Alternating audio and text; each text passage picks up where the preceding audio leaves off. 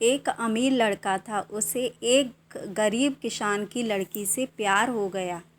लड़की सुंदर होने के कारण साथ साथ काफ़ी समझदार थी। एक दिन जब लड़के ने उस लड़की को बताया कि वह उससे प्यार करता है और उससे शादी करना चाहता है, तो लड़की ने कुछ सोचने के बाद उस लड़के को शादी करने से इनकार कर दिया, क्योंकि वह गरीब परिवार से रिश्ता रखती थी।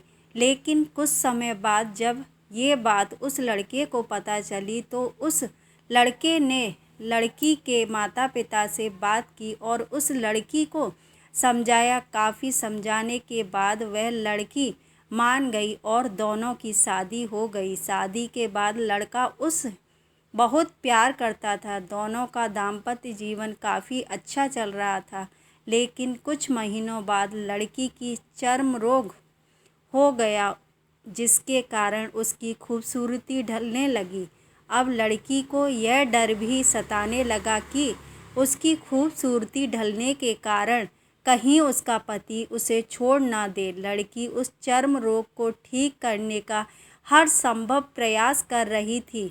समय बीत रहा था और लड़की की खूबसूरती धीरे धीरे ढल रही थी।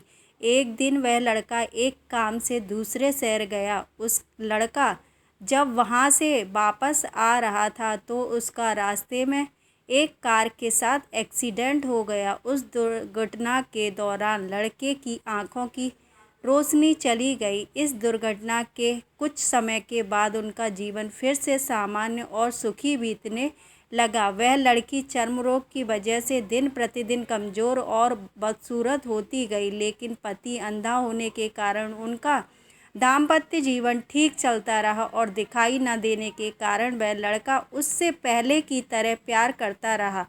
कुछ सालों बाद बीमारी के कारण उस लड़की की मृत्यु हो गई। पत्नी की मृत्यु होने के बाद वह लड़का अंदर से दुखी हो गया और वह शहर छोड़कर जाने वाला था। तभी उसके पड़ोसी ने उसे सांत्वना देते हुए कहा, अब आप अपनी पत्नी के बिना अकेले पड़ जाएंगे। वह आपका काफ़ी ख्याल रखती थी। अब आपका जीवन अंधकार में कैसे व्यतीत होगा।